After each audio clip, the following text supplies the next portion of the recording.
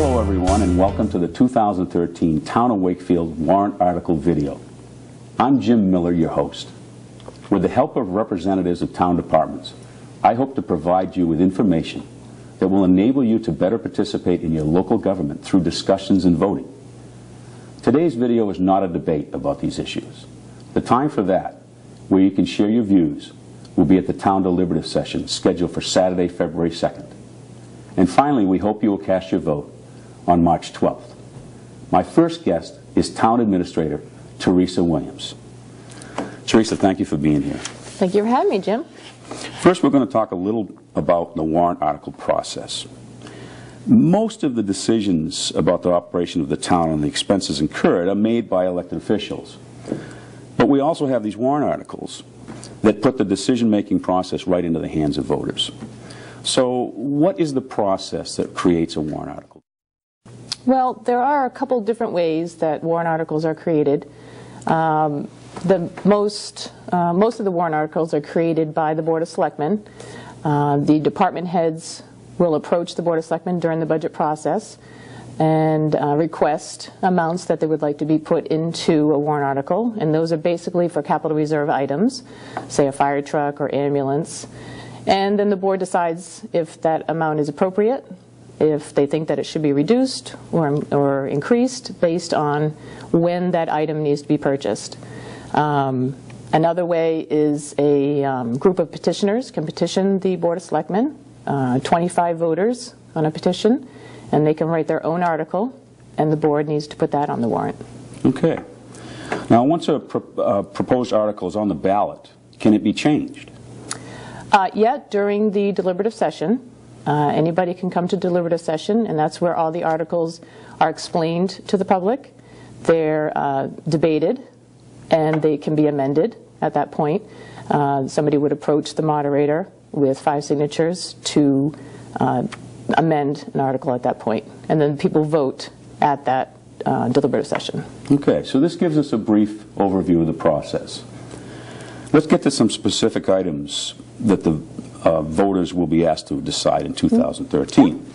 And for the viewers, each article will be identified by number on your screen, and you may wish to make a note of the ones that are of interest to you.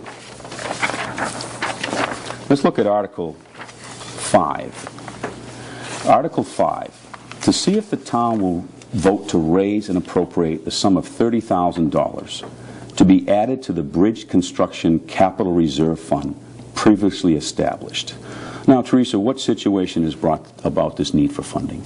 Well, the Bridge Capital Reserve Fund has been established. It was established many years ago, basically for any bridges in town that needed repair.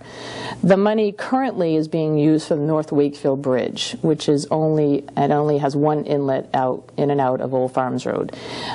We found out from New Hampshire DOT many years ago that this bridge is in great disrepair. The town went to the New Hampshire DOT to get an estimate, and the estimate was very costly, over $900,000. So we decided not to go with that, and appropriated some money in 2011 and did some work. Didn't have enough to finish it. Appropriated money in 2012. Again, wasn't quite enough, so we didn't do any work in 2012. And this amount that's in this article this year will be enough to finish the project in 2013 and make that road safe for travel for the future. Let's look at Article 7. To see if the town will vote to raise and appropriate the sum of $50,000 to be added to the Highway Truck Capital Reserve Fund previously established. And, what's brought about this need for this amount of money? This is an article that they keep putting money into for the need for, this can be used for used or new highway trucks. This year they decided to just repair one of the trucks, and also in 2013 they're going to just repair a truck. But in 2014 they're hoping to, because a couple of the trucks really need to be replaced. So one of the older trucks, hopefully in 2014, will be replaced, and this funding along with next year's funding should be enough to replace. And that's pretty much what they try to do with all these capital reserves, is keep continuing that. Article 8. To see if the town will vote to raise and appropriate the sum of $32,000 to be added to the Invasive Species Expendable Trust Fund previously established. What can you tell us about that? The invasive species capital reserve is for all the lakes in town to come to the Board of Selectmen. This is to control the milfoil in town. A lot of our lakes do already have milfoil, and they're being very aggressive with attacking it and trying to control it, with people going out with boats to pull it, to treat the lakes. Then there's also some lakes that just have, I think they're called groups that just go out and check the boats before they go into the lakes. So they might not have milfoil yet, but they're actually controlling it by actually checking the lakes. So the 7 lakes actually come to the Board of Selectmen each year asking for funding to help them with these projects. And they usually put this money in there for that. Okay. Article 10. To see if the town will vote to raise and appropriate the sum of $48,015 to be added to the Technology Fund Capital Reserve previously established.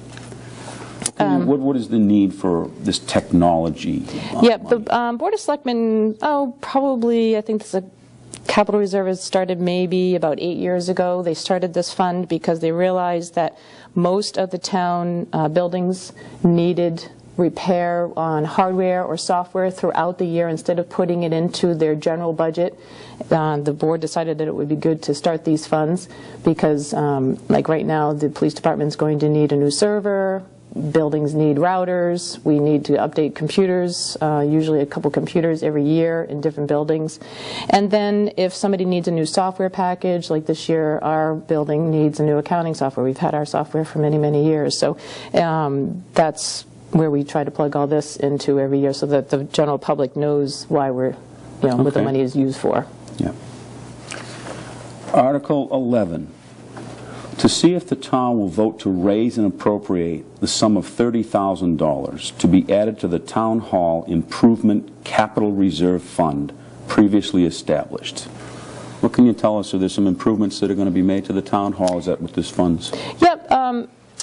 Every year, I think the board is hopeful that they'll be able to put some money into this account. We haven't been able to in the past few years due to the economy, but the board is hopeful, working with WPI, that we can get the town hall and the opera house complete and up to all the standards, fire standards, and be able to be used to its full capacity. So I think this money this year is to get moving forward with that project. Okay, so the benefits of a positive vote on these specific articles we've talked about, what would the benefits be? Well, I think the Board of Selectmen over the years have decided that it's better to pre-plan all of these items out. If you have big expense items like the ambulances and the fire departments and even our technology, if things happen that break down and you don't have money in your accounts to fix these items, then you're overspending your budgets, your regular operating budgets and all that. So if you have money in these accounts, you have the money available to replace these items. So if you spread it out, it only affects the tax rate at a small amount each year versus getting hit all at once. If you need a $200,000 item all at once versus spreading it out at $50,000 each. Right, so putting some money per year into these funds is a less painful way for the taxpayer rather than not having any money and then all of a sudden having to come up with a large sum of money. Correct. Okay. Yep.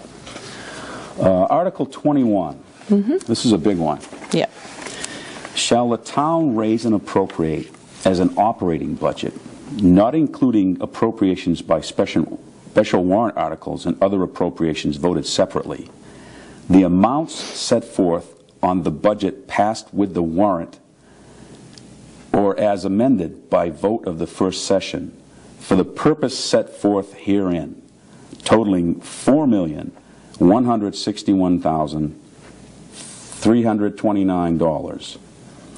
Should this article be defeated, the default budget shall be $3,924,791, which is the same as last year, with certain adjustments acquired by previous action of the town or by law. Or the governing body may hold one special meeting in accordance with RSA 40, 13, 10, and 16 to take up the issue of a revised operating budget only. Now that was a mouthful. Yes, and I'm not sure what this means. It talks about, tell us about that, the $4 million, first of all. Is that just the operating budget to run the business of the town? Yes, that is just the operating budget. That's the, all the department heads come to the Board of Selectmen, and then everything's brought to the Budget Committee. So everybody comes with their budget. So you got every department coming to the Board of Selectmen with all of their budget items needed to run their department for the whole year. So that's basically what that whole, and that's insurances, that's all of our retirement money, that's all of the stuff that we need to run our town.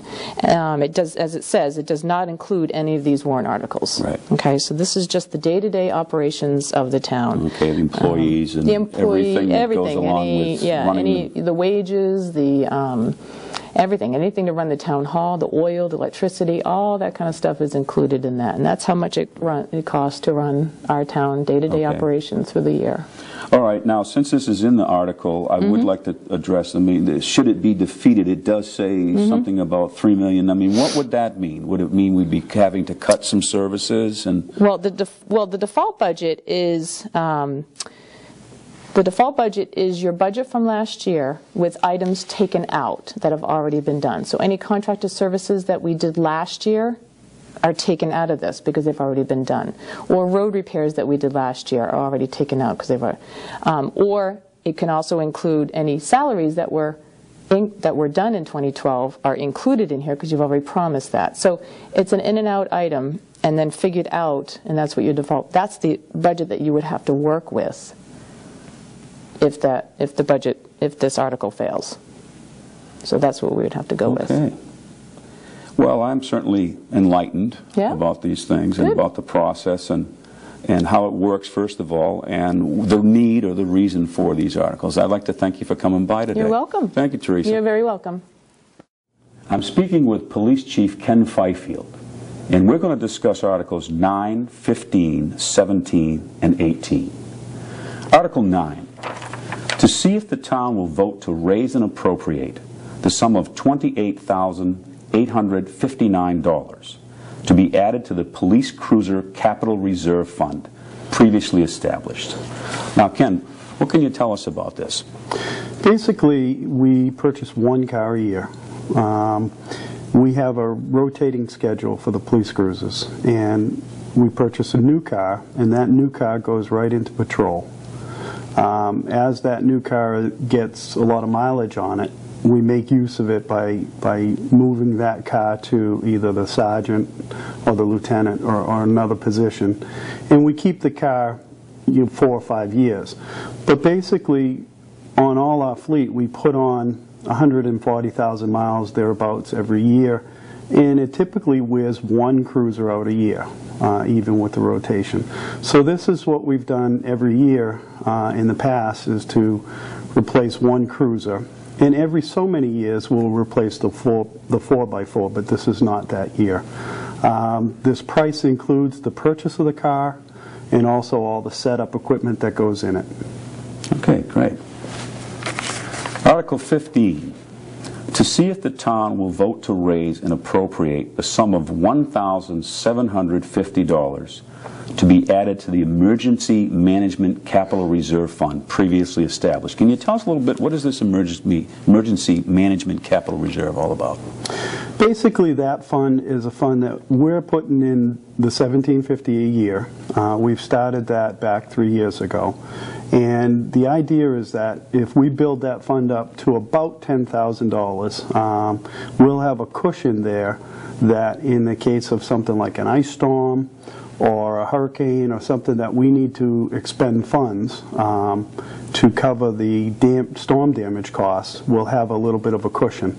Once that fund is established, the funds will be paid for through the selectmen. They make the actual decision of how the funds are expended. But once we get to that roughly 10,000 point, we'll probably stop funding this fund. Okay, so this is exactly what it says. It's for emergencies. Yes. And it enables you to have the funds to react to an emergency situation. Yes. Okay.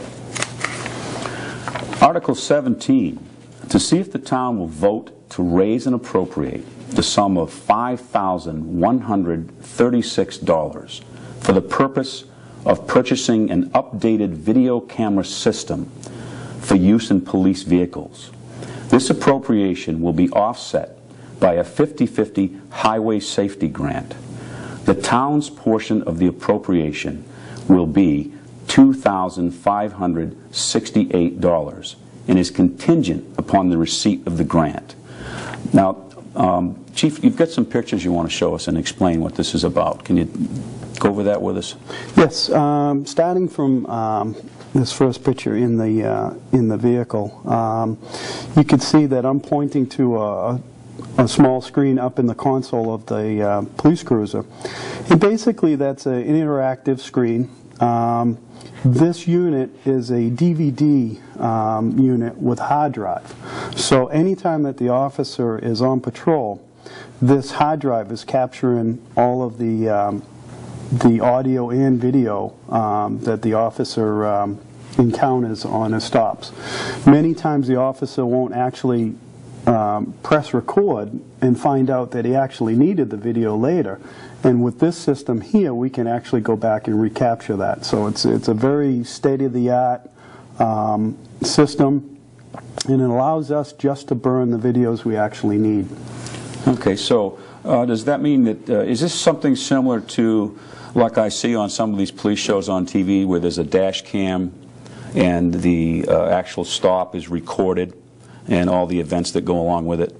Yeah, this records the front of the car, the dash cam, and it also records, we have a split screen capability with this, that we can record the subject in the back seat, and we can record their conversations with the officer in the cabin, and also record any activity they're doing in the back seat. So we can monitor it by front view only, back view, or split screen, and that also protects the officer against any unwanted claims of what he said, what he didn't say.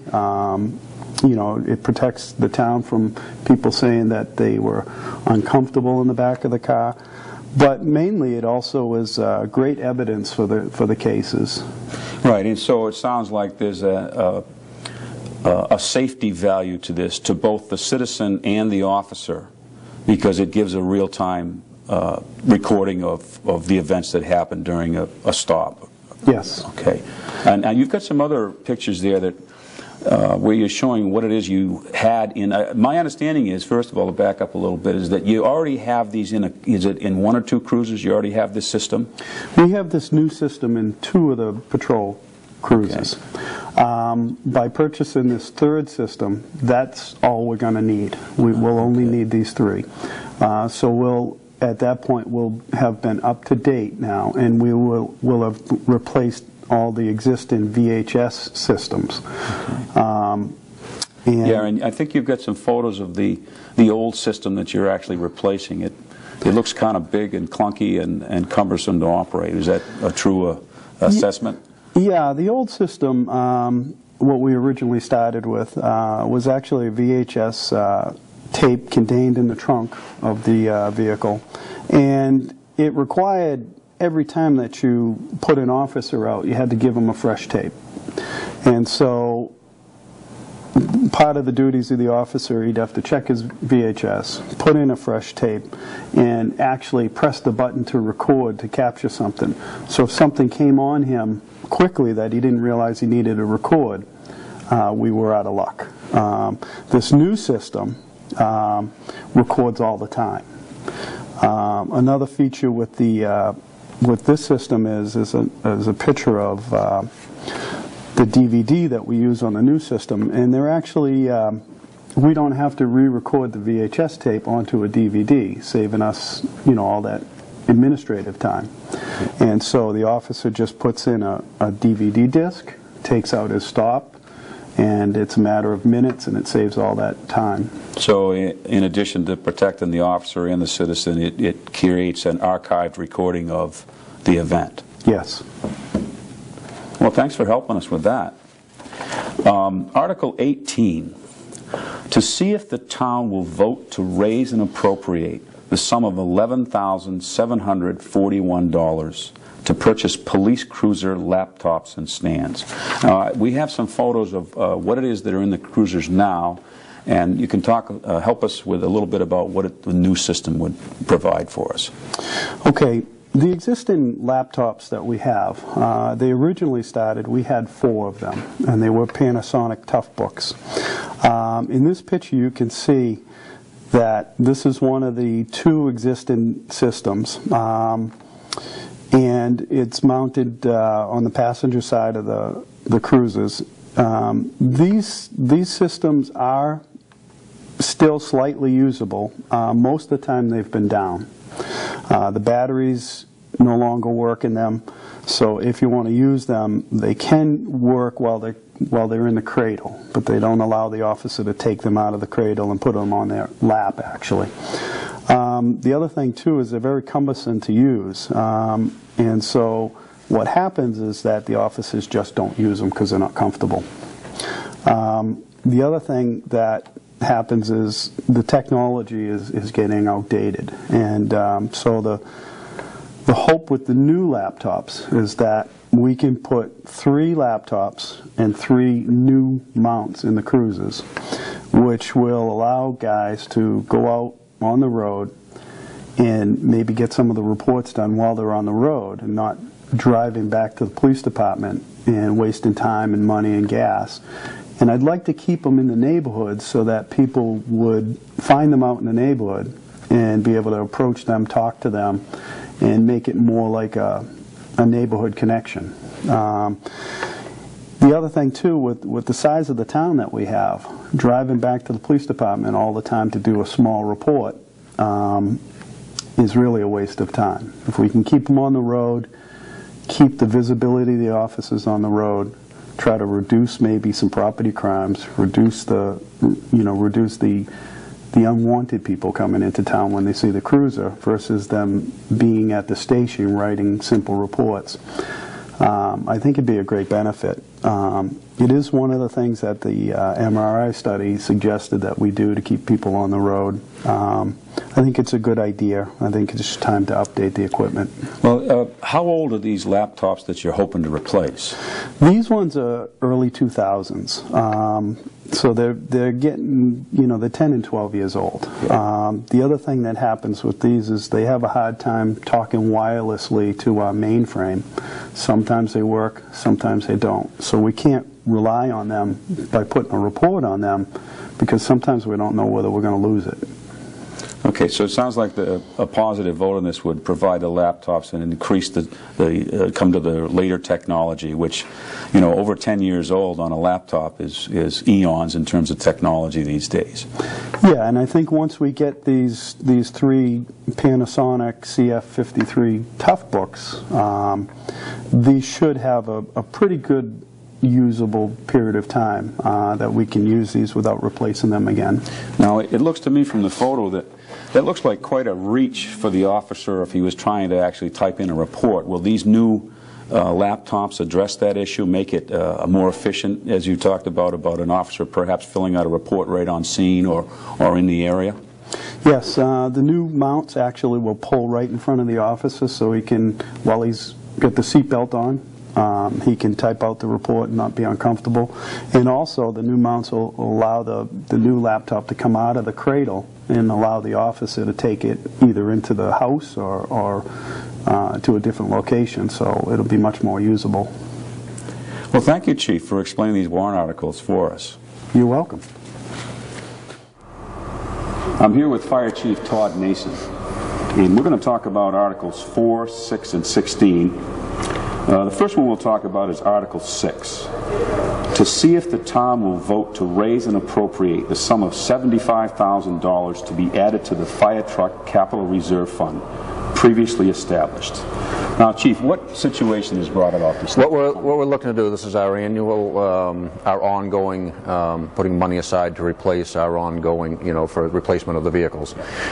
This time around, what we're looking to do is take 2 of the trucks and get rid of 2 trucks and put 1. But because this one has 1,000 gallons of water and the other one that we're getting rid of has 1,500, we're looking to buy a tanker, tandem axle tanker with 2,500 gallons of water on it. That way we're keeping the same water access for you know, our outlying areas of town, and but we're putting it on 1 chassis as opposed to running 2 trucks. This truck here is a 1967 International. We still use it. It is pretty rusty. We had the running board on this side done a couple of years ago because it was so bad it wouldn't pass inspection.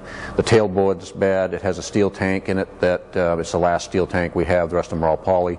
It has been repaired a couple of times. It's you know, 45-ish years old now, and it's getting tired.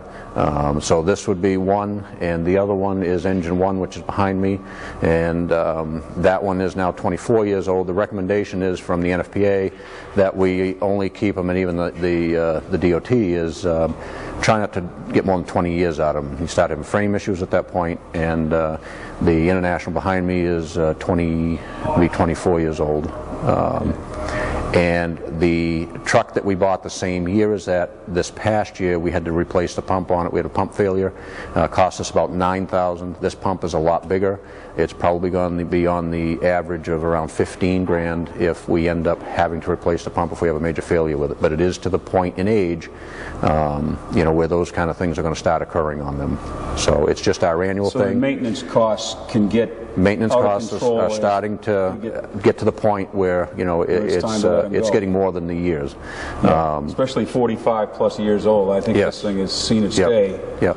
And this, speaking of this $75,000 now, you know, what's a ballpark figure? I mean, that's not to pay for a truck. I mean, what does a new truck cost? We're pricing the first. We've got a couple more companies to meet with. But the first company we've met with, the first dollar figures are coming in around $440,000 for this tanker.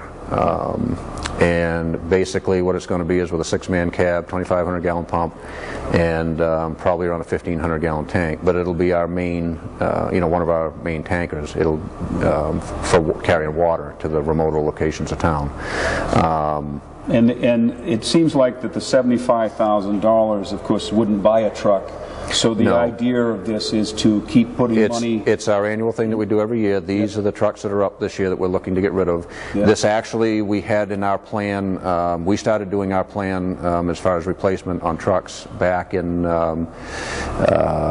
I believe, is when we really started. And we've got planned out, you know, up through the next 15 years as far as on replacement schedules.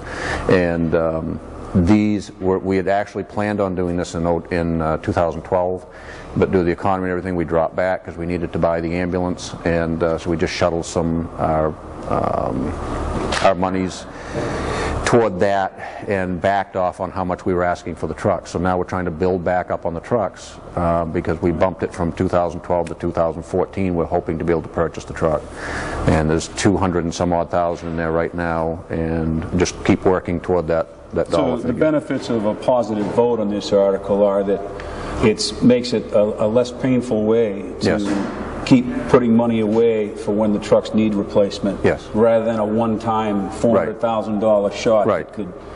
A lot of times it benefits us when we're buying it to have the money. You know, sometimes when we talk with these, you know, the vendors, then it helps us in the long run on, you know, we get sometimes a lower rate on price and stuff like that. So having the money there, it's an easier way for the town to, like you said, put the money, you know, to get it, to raise it a little bit at a time, and also sometimes it helps us the end on the purchasing side of it too. So. Okay, well, let's also talk about something a little bit different here. Article 16. Article 16, to see if the town will vote to raise and appropriate the sum of $2,000 to be added to the Forest Fire Management Capital Reserve Fund previously established. So, you know, what situation has brought about this request? That used to be in the regular annual budget of the fire department. It was the Selectmen Budget Committee, and we wanted to take it, put it into a line item, more so to take it out of the general budget. And we started doing this last year. They put, I believe, $2,000 in last year. And what that is in the event that we have a large brush fire. You know, we've had towns around the last couple of years. There's been, Alton's had one on Mount Major. New Durham has had one.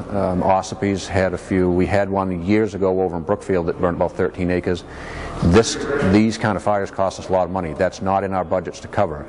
And if it's by Mother Nature, a lightning strike, something like that, there's no billable party. If it's done by an illegal burn or something, then we can go after if it's a homeowner or something like that and recoup costs that way. But if it's a Mother Nature type thing, lightning strike, we can't go after that. So we need the money there, and that can get very costly. So we're just trying to put a little bit of a buffer aside in a line that we can use in the event that we do have one of these large fires, and also to buy some forest fire equipment is the way it's set up in that line item. Well, thank you, Chief. And all right. Next we'll visit the Article 4, which is about the ambulance capital reserve. Okay.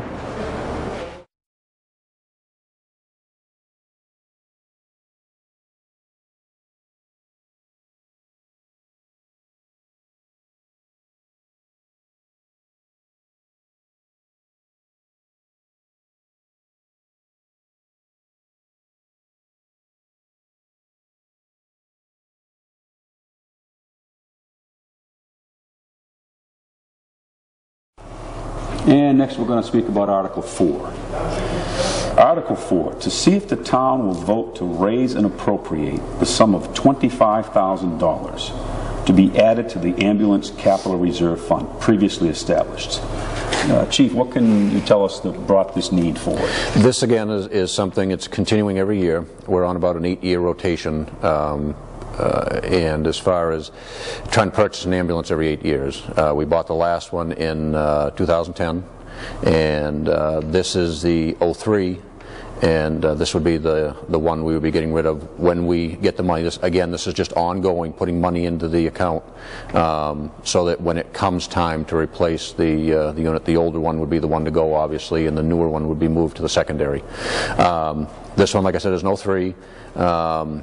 And just for an idea, it has 97,000 on it, miles, and when the new one had to go back to the factory for a paint issue, that put this one back in the front line, and it was there for a little over a month, and with all the calls that we get, it was getting, you know, a lot more calls obviously than what it does as the backup, and just in that running of time it broke down twice, and we did have a third one as a backup that we got from the company to fill in with, but it's still, mechanically it's getting tired.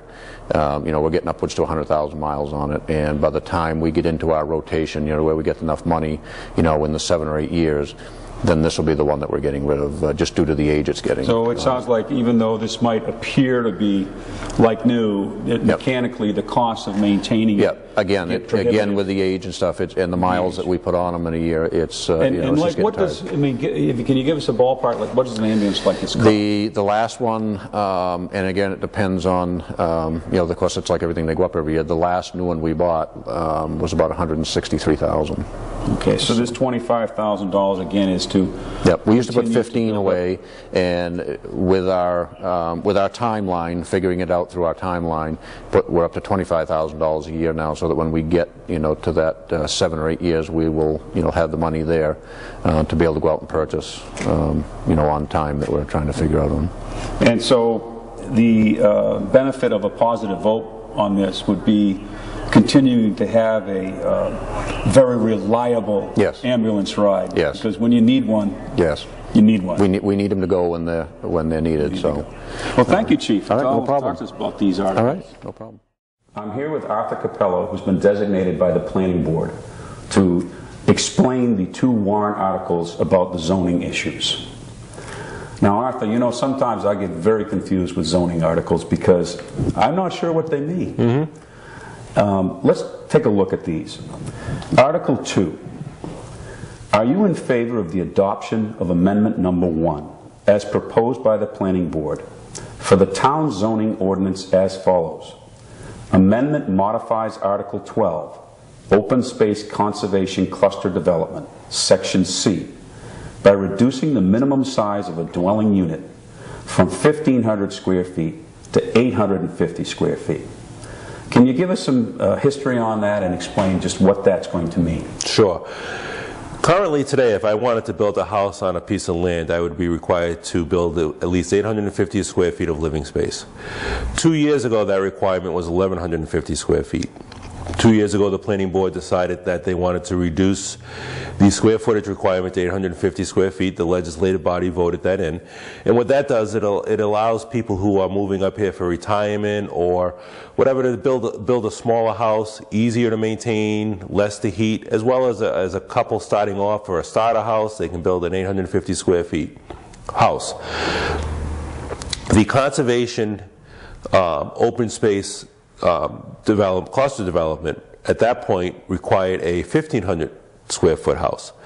The only real difference between that and a single family house is the fact that it's in a subdivision that has conservation land. What happens is the developer who's doing that subdivision gets what's called a density bonus, where they're allowed to build more houses in an area than they would if it was not an open space conservation. But as they return to the people that are living there, they have to set a certain amount of land aside for conservation use, i.e. snowmobiling, four-wheeling, fishing, depending on if there's water on it, hunting. So the planning board felt that that was a good thing, so they decided that they felt that they should make that also 850 square feet to be in the same realm as a single family dwelling, because the only real difference is it's a subdivision. We have a couple of them in town. The most recent one is at Village Valley Drive down in East Wakefield. And what that is there's a good portion of that land that is designated for conservation use for the people that live there as well as the public. So the purpose was to try to reduce the housing, make it more affordable, but yet still preserving some conservation land for the people to use. Okay, so would it be accurate to say that if this passes, it's actually less restrictive than what we have now? Yes, and the only part of it that's less restrictive is the square footage of the house. So you can build a smaller home. Correct. Than currently. 850 square all the other standards as far as the conservation land and all that stay in place. The only change to this is the size of the house. It will go from 1,500 square feet to 850 square feet, which at that point would make it more affordable and give more opportunity for people to purchase a house in an open space cluster development. Okay. Let's take a look at Article 3. Sure. Article 3. Are you in favor of the adoption of Amendment Number 2 as proposed by the Planning Board for the town zoning ordinance as follows? Amendment modifies Article 23 by replacing the current language in its entirety and replacing it with new standards for workforce housing in accordance with New Hampshire RSA 674-58, 674-61, and to add standards for elderly affordable housing. What can you explain to us about this? Because the way this is worded, I really don't understand what it's all about. Sure.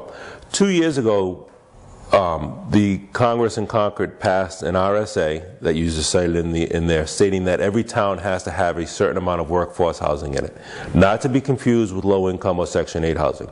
What workforce housing is, take a subdivision, for example.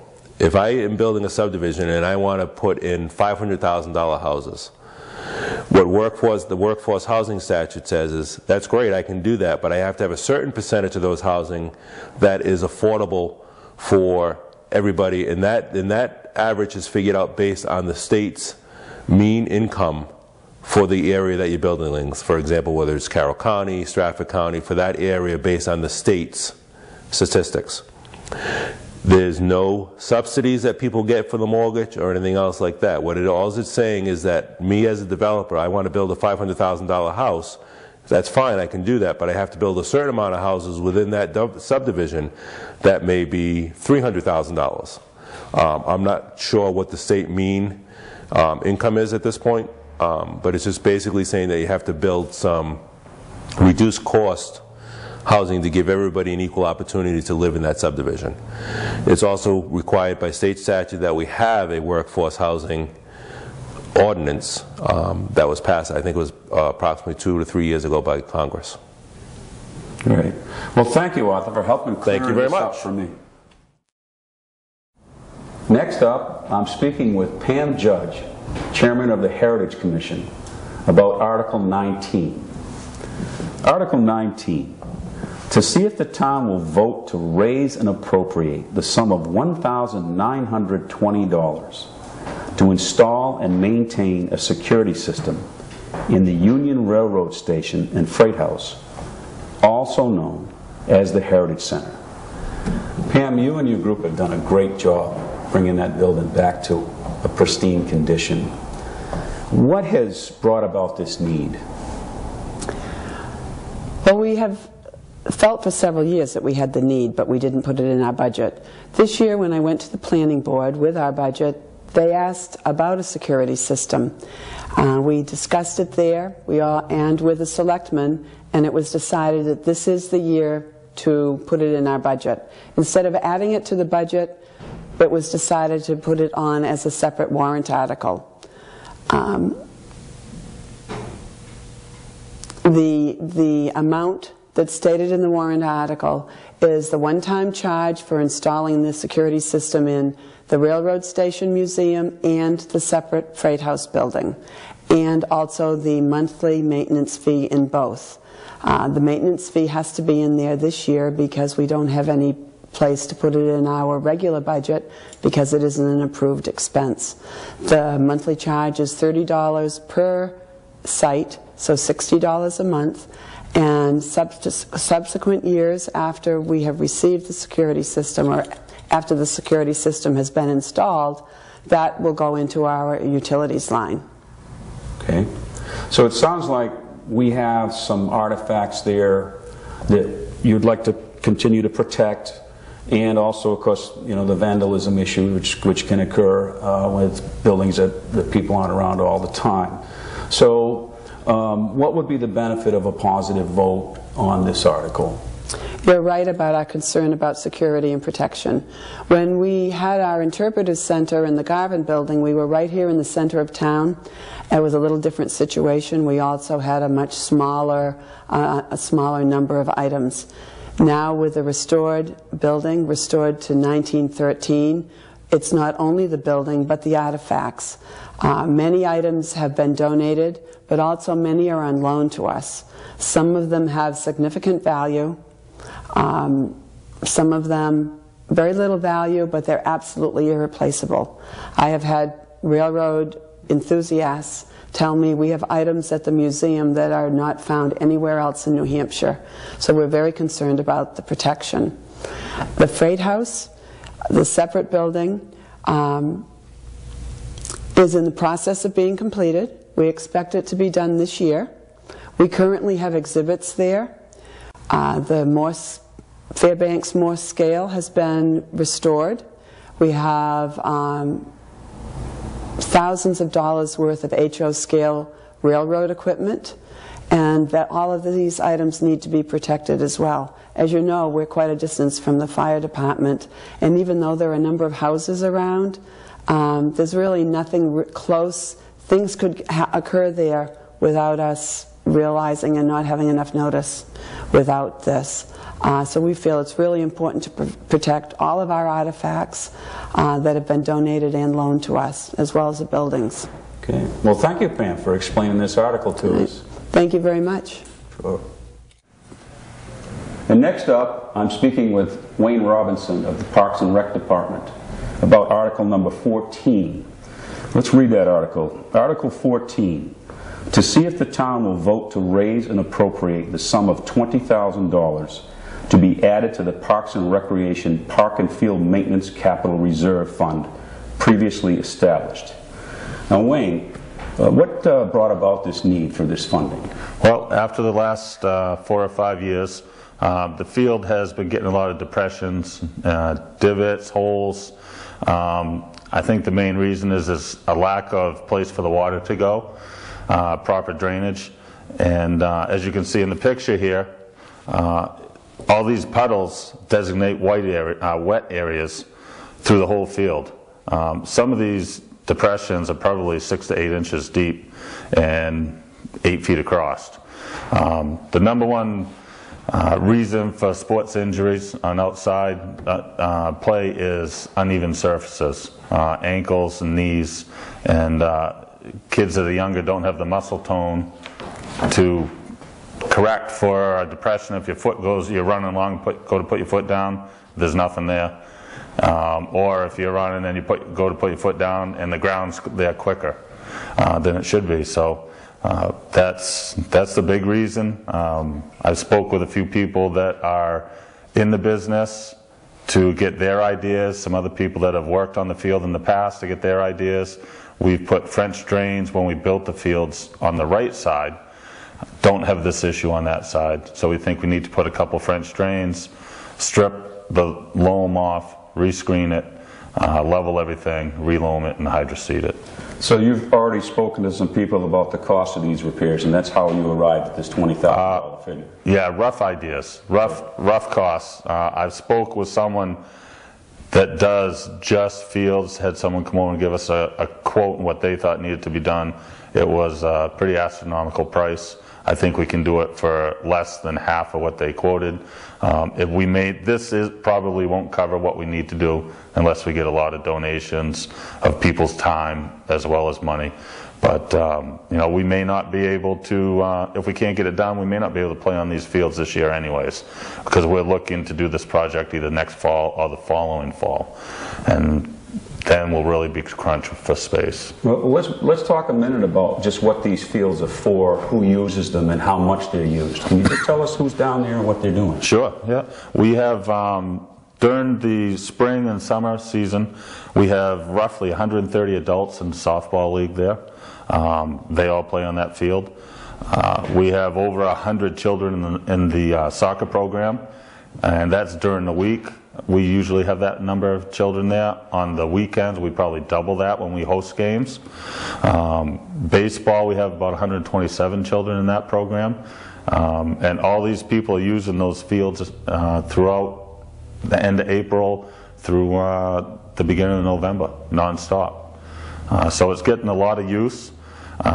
We've had a lot of donations of time and equipment go into this project. Not a lot of money has gone into the whole field project from the town funds. I think we have maybe $80,000 to $85,000 total in the whole project down there for what's been done over the last 15 years. So, you know, to put a little bit more back into our capital reserve fund, so it's basically just maintenance really is what it is. It's really hard pan underneath there, and in the springtime you can come up once the snow is gone and you'll have like the size of a manhole cover that's elevated 6 to 8 inches, and it's just air. You just stick a screwdriver in it and the grass drops right back down to the ground, and that's from where the water was heaved up all winter long. Okay, well it sounds like this field is used by residents of all ages, not just young kids or a specific age group, and by different types of activities. That's correct. Yep. Well, thank you, Wayne, for explaining that to us. Okay, thank you. I'm sitting here with cemetery trustees Phil Twombly and Dave Tibbetts, and we're going to talk about Article 12 and 13. Article 12, to see if the town will vote to raise and appropriate the sum of $2,000 to be added to the Cemetery Maintenance Capital Reserve Fund previously established. Now, Phil, what has brought this need for funding about? The major thing why we're asking the voters to approve this article is we have, as people go through the cemetery, they see all the pine trees that we have there. We have 15 huge pine trees. And 2 of the pine trees have been damaged. One has been damaged by lightning, and the other was damaged by some wind damage. And what we want to do, maybe not this year, I hope maybe we can this year, get enough money to have one of those trees taken down. If we wait and let the wind take it down, it's going to damage a lot of the cemetery stones, potentially. And what we're trying to do is be proactive and prevent the damage to the cemetery, where if the tree should happen to fall on some headstones, it would have big damage. And it's up to the town to pay for that, to have the damage repaired. So it sounds like this is a routine maintenance item, and to keep the stones safe as well as keep people safe. because Right, those right. trees could come down at any time. Come down, and when if we have a hurricane, I mean, we've had big limbs come down before, but and we've had trees fall into the cemetery, but they've fallen between headstones, so there hasn't been any damage. But we don't want to push it, and we'd like to take these 2 trees down once we get enough money to, and we think $2,000 or $3,000 we can take down at least one of those trees. Okay, great. Let's talk about Article 13. Article 13, to see if the town will vote to establish a capital reserve fund pursuant to RSA 35(1) for the purpose of drilling a well, building a pump house and utility shed at the Newtown Cemetery, and to raise and appropriate the sum of $5,000 to be placed in said fund, and further to appoint the Board of Selectmen as agents to expend. Now, there's quite a bit in there. What can you tell me about this? Well, let me go back to a little history. Some of the people in Wakefield might not understand the history behind the cemetery that we're talking about. It all started way back in, I think it was 2003, that some talk was talked about having a Newtown cemetery, because Lover Lake Cemetery was really getting filled up fast. And as of today, we have no more room to sell lots in Lover Lake Cemetery except for cremations. So for 10 years now, that cemetery down, it's called Stonehenge. It's down on Route 109 in South Wakefield. It covers about 10 acres. And what we have down there now, we have about 1/4 of that property is already groomed and sodded, and grass is growing, and we can sell cemetery lots down here. We already have 1 lot down there now. We have 1 resident there. But the problem is we have no water. Anybody that wants to come to visit the cemetery, and they have loved ones there that they want to visit, they have flowers, for instance, they would have to bring their own water. We have water lines already placed in the cemetery, and we can hook into those as soon as we get a well that we can supply water to. So this is going to be an ongoing capital reserve fund that we hope the voters will approve, so that we can keep adding to this year by year by year until we get enough funds so that we can drill a well. And that's the main focus of this article. Okay. So it sounds like this is just ongoing work to help create this new cemetery, and it will be able to maintain it because there'll be water available there at some point. Right. It's because it's a town cemetery. The town's responsible for maintaining that cemetery, and this is just one more aspect where the whole town gets benefit of having cemetery look nice. You know. Okay. Well, I'd like to thank both of you guys for coming in and talking to us about this. Okay. Thanks, Bill. Dave. I'm here with Conservation Commission member Ralph Fogg, and we're going to talk about Article 20. Now, Article 20 is slightly different than the others because it was brought about by a petition from residents. Article 20. To see if the town will vote to raise and appropriate the sum of $150,000 to acquire approximately 121.5 acres of property on Marsh Road. The funds for the purchase will come from a New Hampshire Land and Community Heritage Investment Program grant of $50,000 and a New Hampshire Fish and Game Department grant of $85,000, and the remaining funds of $15,000 from the Conservation Commission Fund. No amount to be raised from taxation. So this particular petition is dealing with a purchase of land. Now, Ralph, let's talk about the history of this situation. Apparently, there was an owner of the property who wished to see that this land was placed into conservation upon its sale. There is. There is. Yeah. Okay. So the Wakefield Conservation Commission became involved to try to accomplish that goal. Yeah, the overall goal is to have contiguous parcels, and this is one that abuts other conservation easements that are already in the town's possession. Okay. So a plan of financing was conceived, which is spelled out in the article itself, based on these grants from outside agencies. Yeah. Yeah. Okay. The commission decided to seek grants as opposed to trying to raise and appropriate tax dollars. Right. So the goal was to have the least impact on the local taxpayer. Absolutely. That was the goal. As part of the process, public hearings were held. Yeah. Yep. As part of the long process. Right. As part of the process for this. And during the course of the public hearings, information was shared about easements that were part of the $85,000 grant. And I believe that these easements had conditions that had some concerns to some people that were involved in the audience. Yep. And that's kind of how this came out, because a petition was signed asking the selectmen to place this situation on a warrant article to put it before the voters. Is that That's correct. And the petition basically reflected part of the purchase and sales agreement that also cited the same RSA the petition cited, which is RSA 4114, Part A. Okay. So this petition that we're talking about can be obtained by contacting the selectman's office if you wish to review it to make up your own mind how you're feeling about it. And I think it's important for the folks to know that you and I did sign the petition to place this item on the warrant article. That's correct.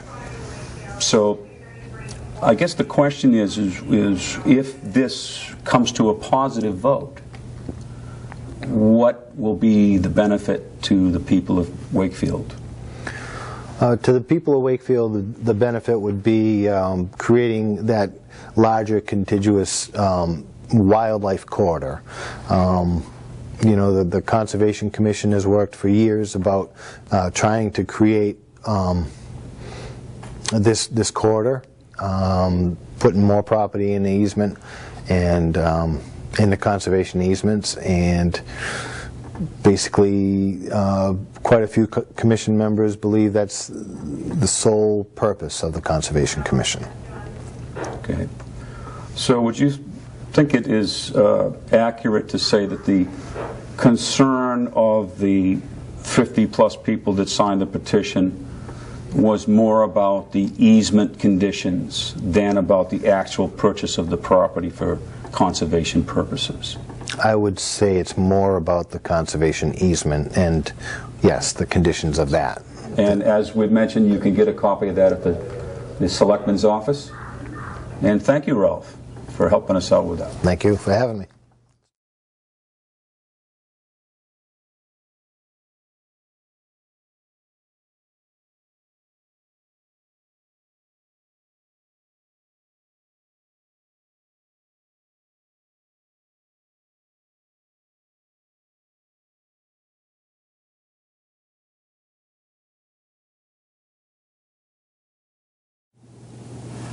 What was I going to say anyway, Jerry? Well, I think you started out saying we're here with Chief Wakefield, articles. Okay. I'm speaking with Wakefield, and we're going to discuss articles. I can't read them. Take two. Oh, shh. It's not written on there. Okay. Last time. I had no trouble the other day. Teresa intimidates you. Teresa intimidates me. I will for, are we rolling? Introduction. Yeah, we're ready to talk about it. Okay, well, let me just get the right paperwork. You don't want to do the police department. No, I don't want to do that. So anytime you guys are ready, just...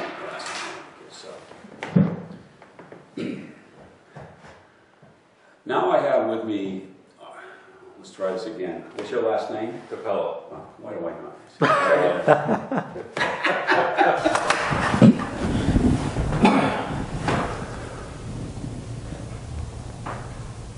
Anytime you guys are ready. I'm here with Arthur Capella, who's been asked to... That goof up was on me. What was it? Yeah, well, call out any time if you realize something. Say, Well, I didn't want to stop you before you did the second one. The second one came out good. Okay. Okay, sorry about that, guys. That's okay. That's okay. Okay, so I got to do the whole thing with introducing Arthur too? Yeah, would you? Or I suppose I could just start with saying article, or the microphone was no good from the beginning. From the beginning. No, okay. Yeah. I gotta remember what I said.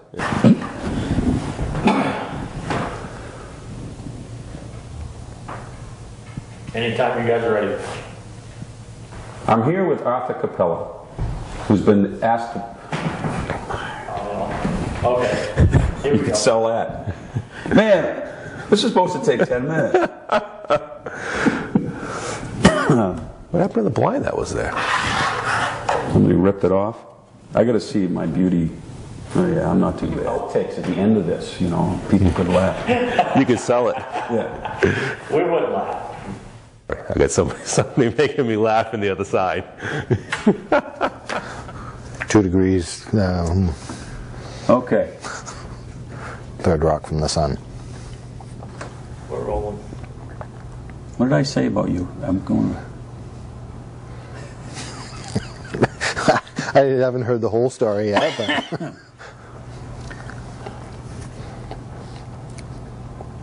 I'm here with. No, I don't know who I'm here with. Okay, let's try again. This is going to get worse. yeah, I thought so. I'm here with Conservation Commission member Ralph Fogg, and we're going to talk about Article 20. Now, Article 20 is quite... Different? Is it different? This is different. Somewhat different. Please. Is it different? Okay, so I'm going to give him a second for his... Excuse me. We said we weren't going to joke. Get all the laughing out of the way, Ralph. I screwed up. Okay, here we go, Derek. Is that coming through, the radio coming through? Oh, it's not.